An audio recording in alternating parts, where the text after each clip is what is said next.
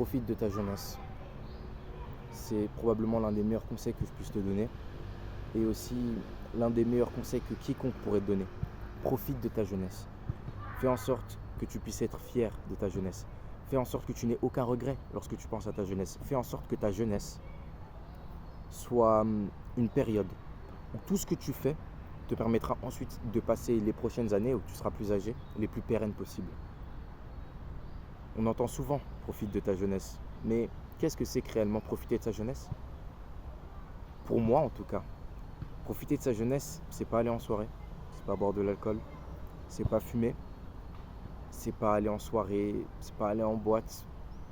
Pour moi, profiter de sa jeunesse, c'est tout simplement faire en sorte qu'on n'ait plus à travailler quand on soit vieux. Pour moi, profiter de sa jeunesse, c'est la sacrifier. C'est faire en sorte que notre jeunesse soit en termes d'efforts les pires années de notre vie, mais en termes d'avancée, les meilleures. C'est faire en sorte que toutes ces années-là, globalement, de tes 13 ans à tes 25 ans, tu sois en grind. Mais vraiment en hardcore. Que tu bosses dur. Que tu bosses constamment pour atteindre tes objectifs.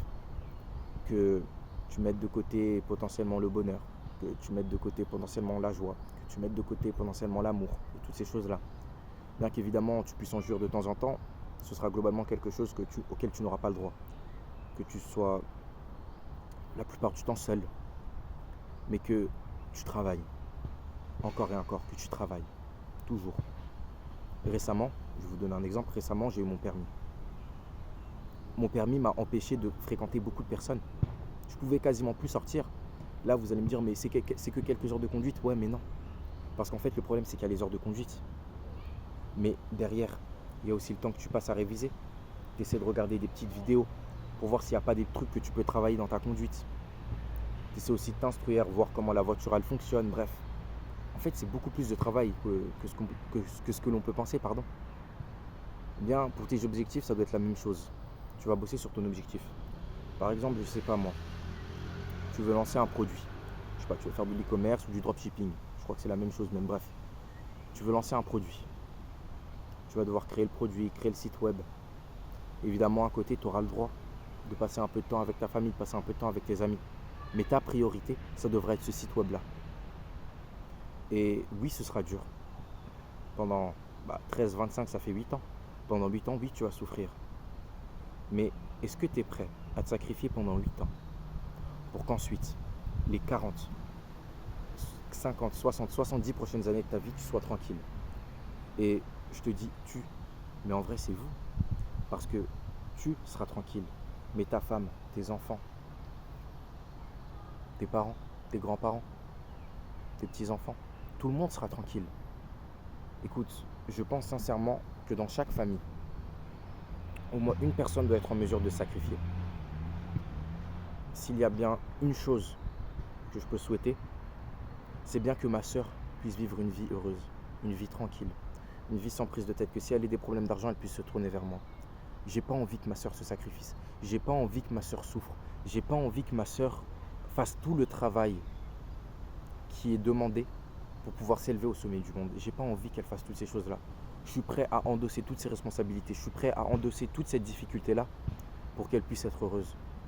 J'ai pas envie que mes enfants ressentent le besoin, la nécessité de devoir devenir une personne qui est au sommet du monde. J'ai pas envie qu'ils ressentent ça. Dans la mesure où, parce que je le serai devenu, au moins ils sauront que s'ils le souhaitent, ils pourront mener une vie tranquille. Évidemment, j'aspire à ce que tous mes enfants aillent au sommet du monde. Mais je sais que ce n'est pas quelque chose que nous possédons tous. Je sais que j'aurai peut-être un enfant qui voudra mener une vie simple. Eh bien, j'aimerais que cet enfant soit en mesure de mener une vie simple. Soit en mesure de se dire qu'il peut tout simplement mener une petite vie tranquille avec son petit job, son petit 9 to 5, avec sa femme et ses enfants. Et que dans tous les cas, s'il a des problèmes d'argent, il peut se tourner vers moi. Je pourrais le dépanner parce que c'est mon enfant et que je respecte son choix de mener une vie simple. Je suis prêt à me sacrifier, là maintenant, pour le moi du futur et pour toutes les personnes qui côtoieront ce moi du futur. Oui, actuellement, et je n'ai pas peur de le dire, c'est dur. Oui, ça met mon mental à rude épreuve. mais je sais que je me remercierai dans le futur. Je sais que je serai reconnaissant envers le moi actuel là, quand j'aurai atteint tous ces objectifs que je me suis fixés. J'en suis sûr et certain. Je remercie déjà le mec qui était là à s'entraîner sous la pluie, qui était là à s'entraîner sous le vent, qui était là à s'entraîner sous la neige, qui était là à s'entraîner la nuit pour pouvoir avoir ce physique-là. Je remercie déjà. Donc je sais que le moi actuel qui est devant cet écran, sur un banc, dehors, à tourner cette vidéo-là, je le remercierai dans le futur d'avoir fait toutes ces choses-là et de m'avoir permis de pouvoir devenir l'homme que je suis, de pouvoir m'avoir permis de tout simplement de faire en sorte que ma sœur, que j'aime du plus profond de mon cœur, puisse faire les études qu'elle veuille faire, puisse, je sais pas moi, faire le mariage qu'elle veut. Si elle veut faire une grande fête pour son mariage, elle a besoin d'argent, je pourrais la dépanner. Bon, évidemment, faut qu'elle dose quand même. Faut pas non plus qu'elle invite tout le pays. Mais si elle veut faire une grande fête pour son mariage, parce que c'est quelque chose qui lui tient à cœur, je peux l'aider. Si elle veut faire de grandes études, je peux l'aider. Si, je sais pas moi, elle veut rejoindre un opéra de piano, je peux lui financer. Ma mère, elle va arrêter de travailler. Je peux lui payer ses études et en plus, je peux même lui permettre d'avoir, lui payer ses études, lui payer sa retraite. Lui permettre même d'avoir un bon petit appartement dans un bon quartier où elle sera en sécurité. Mon père, il veut une voiture, je peux.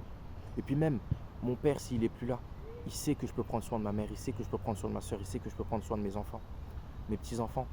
Il sait que sa descendance se sentira bien et surtout, il sait que les sacrifices qu'il a faits, que les potentiels rêves qu'il avait et qu'il a abandonnés, que les potentiels objectifs qu'il avait et qu'il a abandonnés, il ne les a pas abandonnés pour rien. Parce que son fils aura su prendre conscience des sacrifices qu'il a faits, aura su les chérir et aura su saisir ces opportunités-là qu'il lui a données pour pouvoir devenir une personne dont il pourra être fier.